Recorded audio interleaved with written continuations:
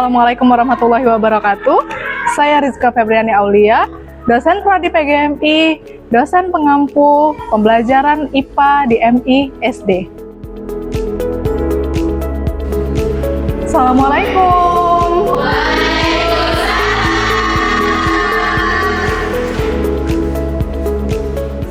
Bagaimana kabarnya hari ini?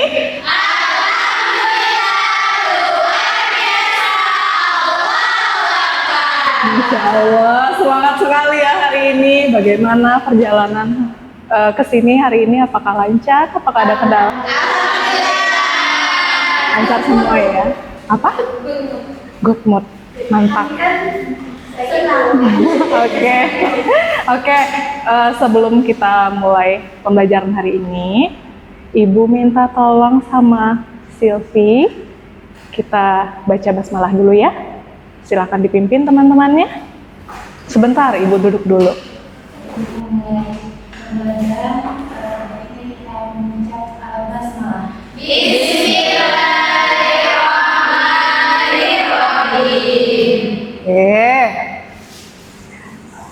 Ibu tanya lagi nih, sebelum kita mulai, sudah siap belajar hari ini? Sudah. Apa alat tempurnya? Buku, apa lagi? Pena. Sama-sama Baca buku. Oke. Minggu lalu, Ibu sudah minta tolong kan dengan teman-teman semua untuk membaca materinya apa?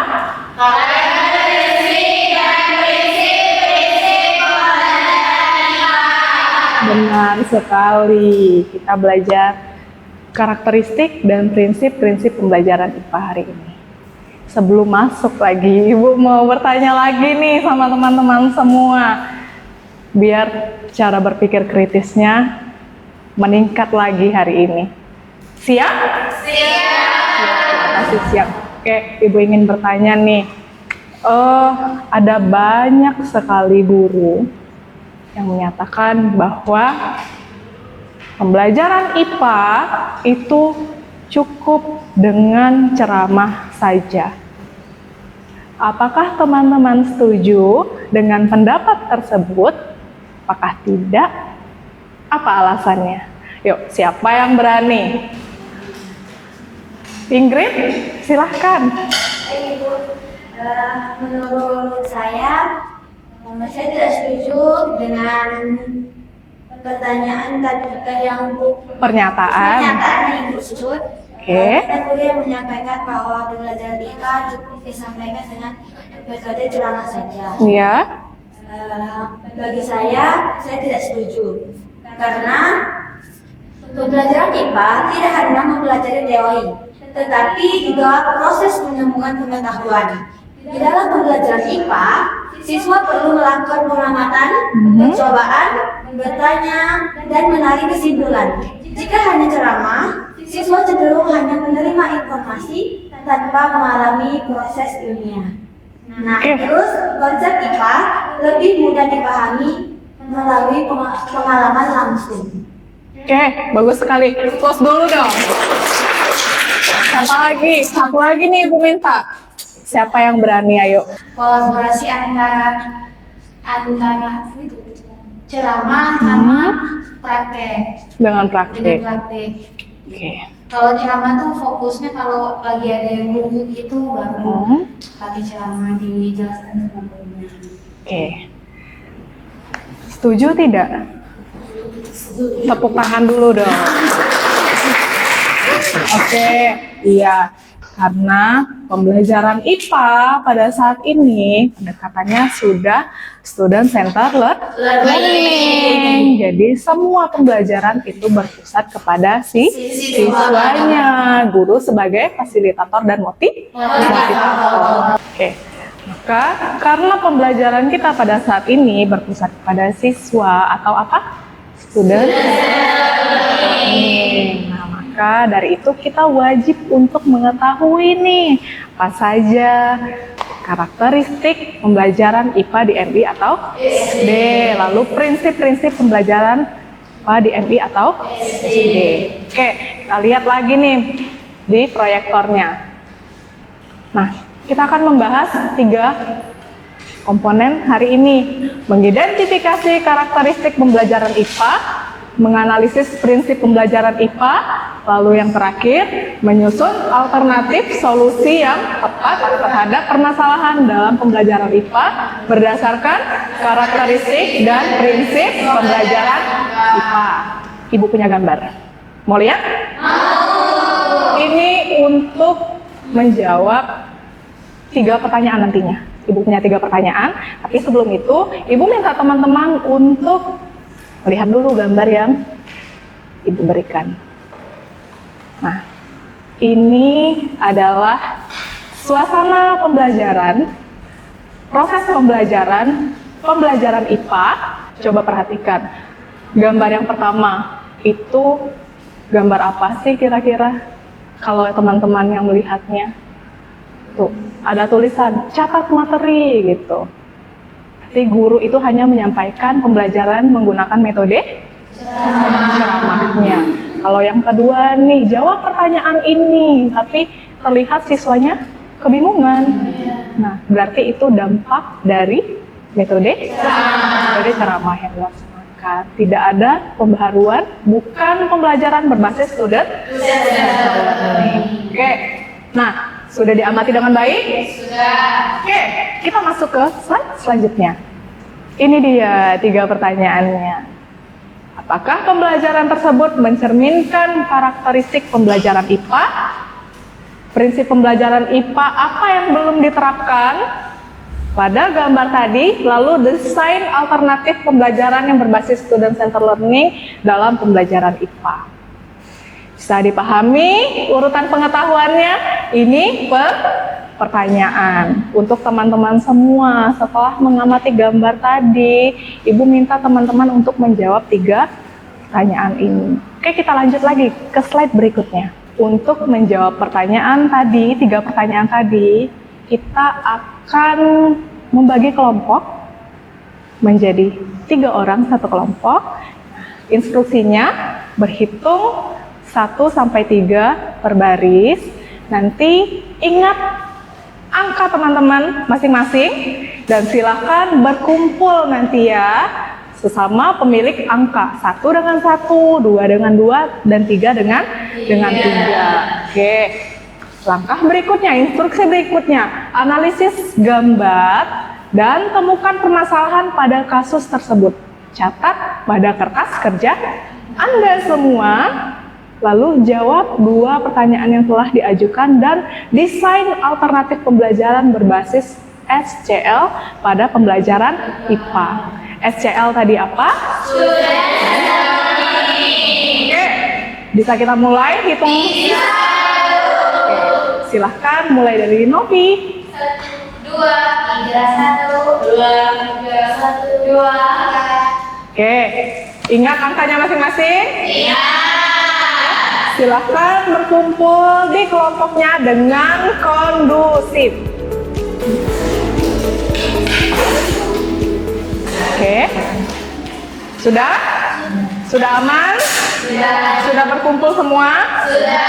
Oke, sebelum ini Ibu akan mengirimkan ringkasan materi sebagai pengayaan teman-teman. Ibu tahu teman-teman semua sudah membaca, itu 3 hari yang lalu, 2 hari yang lalu, atau malam tadi. Tapi Ibu akan memberikan ringkasan materi sebagai pengayaan teman-teman untuk mengingat kembali, merefresh kembali ingatan kita tentang karakteristik dan prinsip-prinsip pembelajaran IPA.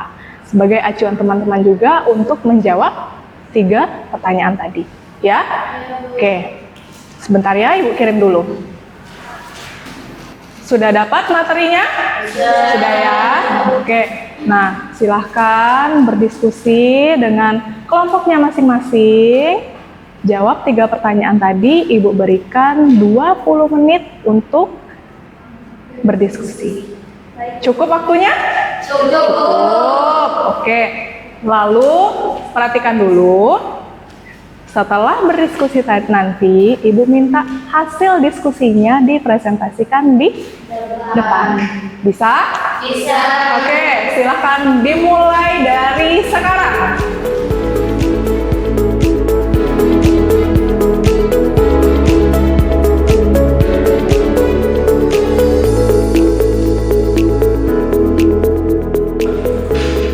Sudah selesai berdiskusinya? Sudah. Selanjutnya, Ibu minta teman-teman untuk presentasi ya ke depan satu-satu. Informasikan, komunikasikan kepada kami semua temuan apa yang teman-teman dapatkan dari gambar tadi. Ini gambarnya nih. Nah, ini gambarnya. Komunikasikan. Ibu minta kelompok 2 dulu.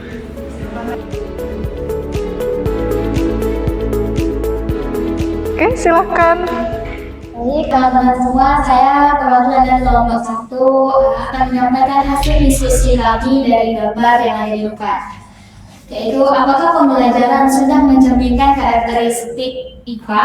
Jawabannya masih sangat terbatas, karena pembelajaran hanya berfokus pada transfer informasi, belum terlihat berpikir kritis, analisis data, pemecahan masalah, dan interaksi sains. Padahal pembelajaran IPA abad ke-21 harus mempersiapkan siswa menghadapi isu kesehatan, teknologi, dan lingkungan.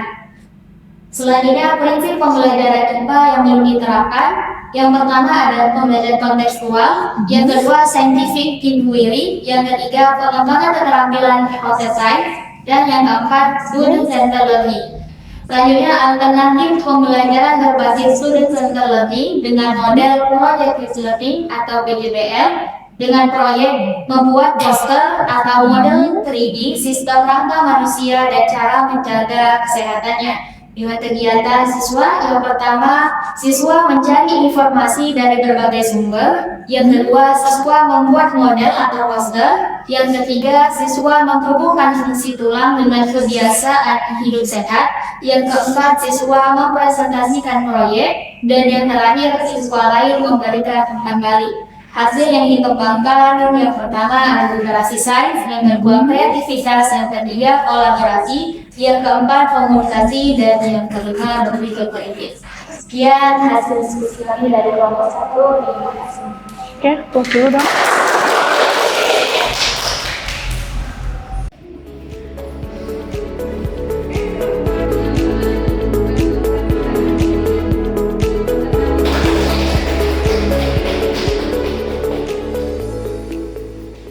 Nah, seperti yang teman-teman katakan tadi ya, kalau di dalam kelas itu pembelajarannya hanya berpusat kepada guru saja, guru menjelaskan, siswa diminta untuk mencatat, dan siswa tidak tahu nih, hanya tahu teorinya saja, implementasinya, praktiknya dia tidak akan tahu. Padahal di dalam pembelajaran IPA itu banyak sekali karakteristik pembelajaran IPA.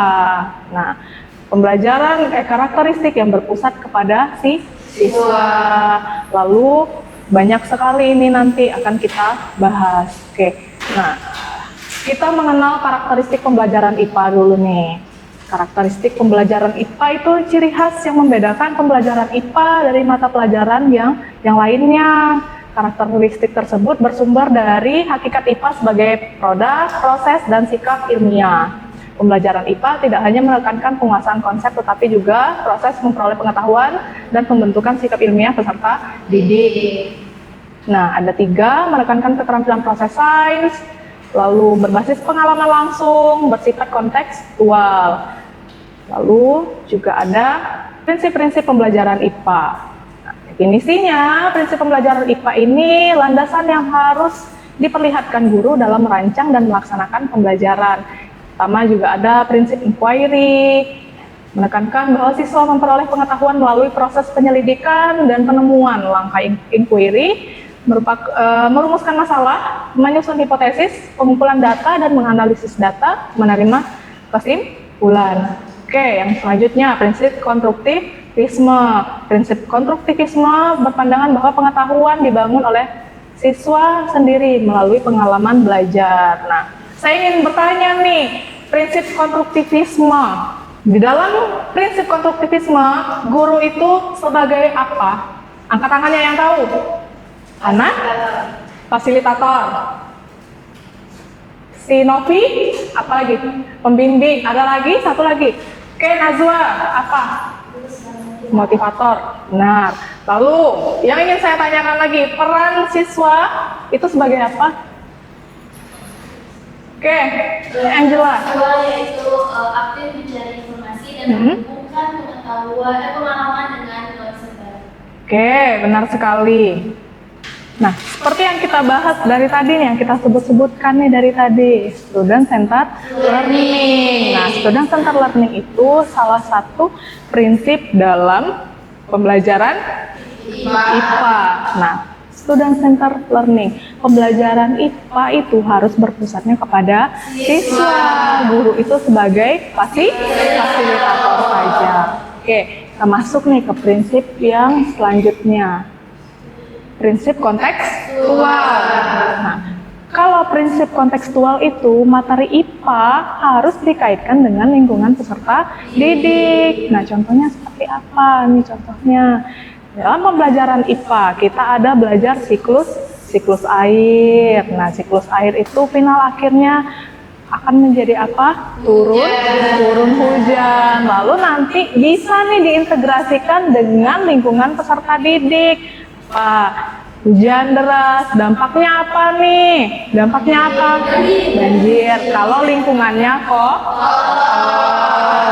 Nah, seperti itu. Nah, harus diintegrasikan dengan lingkungan peserta didiknya. Nah, yang terakhir, prinsip pengembangan sikap ilmiah. Pembelajaran IPA tidak hanya mengembangkan aspek pengetahuan, tetapi juga sikap ilmiah. Dari pemaparan materi tadi, lalu teman-teman juga tadi sudah membaca ringkasan materinya yang dari saya, lalu berkelompok lagi nih untuk berdiskusi, pasti banyak sekali sudah yang didapatkan. Oke, Ibu ingin bertanya lagi nih sama teman-teman, karakteristik apa kiranya yang sering diabaikan oleh guru di dalam pembelajaran IPA? Ayo, siapa yang mau menjawab? Angkat tangannya. Angelica, oke silakan. Karakteristik pembelajaran IPA yang paling sering diabaikan guru MI atau SD adalah IPA sebagai proses penemuan dan pengembangan keterampilan proses sains, karena pembelajaran masih cenderung berpusat pada hafalan dosen. Prinsip yang paling penting diterapkan adalah belajar melalui pengalaman langsung atau learning by doing, sehingga siswa dapat membangun pemahamannya sendiri melalui pengamatan, percobaan, dan penyelidikan secara. Dari pemaparan yang sudah teman-teman komunikasikan tadi dan juga dari jawaban-jawaban yang sudah teman-teman komunikasikan juga tadi, teman-teman beri pendapat yang bagus, yang baik, maka dapat kita simpulkan pembelajaran hari ini ya. Karakteristik dan pembelajaran IPA memiliki relevansi yang sangat kuat dengan kehidupan dan tantangan masa kini. Melalui pembelajaran IPA yang berpusat pada proses ilmiah, inquiry, dan pemecahan masalah, peserta didik itu dibekali kemampuan untuk memahami berbagai isu mutakhir seperti perubahan iklim, lalu perkembangan teknologi digital, literasi sains, dan permasalahan lingkungan. Bagi calon guru MI, pemahaman terhadap karakteristik dan prinsip pembelajaran IPA menjadi bekal penting untuk merancang pembelajaran yang bermakna, kontekstual, serta mampu mengintegrasikan nilai-nilai keislaman dalam memahami fenomena alam sebagai tanda-tanda kebesaran Allah. Untuk teman-teman nih, sebagai calon guru MI, ingin menjadi calon guru MI semua kan? Iya. Oke, nah sebagai calon guru MI, kita perlu memahami bahwa pembelajaran IPA tidak hanya bertujuan mengembangkan pengetahuan ilmiah, tetapi juga membentuk karakter peserta didik melalui kajian terhadap alam. Siswa belajar berpikir kritis, bersikap jujur terhadap data, menghargai perbedaan pendapat, dan juga serta menyadari kebesaran Allah sebagai pencipta alam semesta. Dengan demikian, pembelajaran IPA menjadi sarana integrasi antara sains, nilai-nilai Islam, dan moderasi beragama. Oke, perkuliahan kita hampir selesai. Minggu depan kita bertemu lagi di pendekatan dan model pembelajaran IPA di MI atau SD. Silahkan teman-teman baca lagi nanti materinya, dan juga ada hadiah nih untuk teman-teman. Hadiahnya apa? Tugas untuk teman-teman. Oke, teman-teman, silahkan cari video pembelajaran IPA di YouTube ya. Silahkan dicatat, cari video di YouTube, lalu temukan permasalahan yang ada di dalam proses pembelajaran tersebut. Lalu silahkan dianalisis dan dicatat hasil analisis dari teman-teman semua. Dan itu akan dikumpulkan minggu depan. Oke, bisa? Oke, untuk yang terakhir nih, Ibu minta teman-teman menulis di kertas ya. Sebagai refleksi untuk pembelajaran kita hari ini. Oke, Ibu minta teman-teman untuk menjawab 2 pertanyaan. Apa yang teman-teman rasakan di dalam proses pembelajaran hari ini? Lalu yang selanjutnya, kesulitan apa yang teman-teman alami di dalam proses pembelajaran hari ini? Oke, bisa dipahami? Silahkan ditulis di kertas dan juga silahkan nanti dikumpulkan di depan.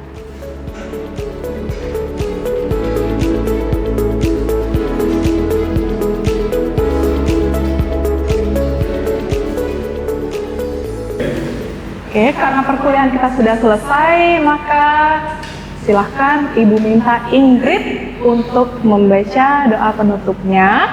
Oke, silahkan Ingrid. Baik teman-teman, hari ini perkuliahan kita sampai di sini. Kita tutup dengan doa kafaratul majlis.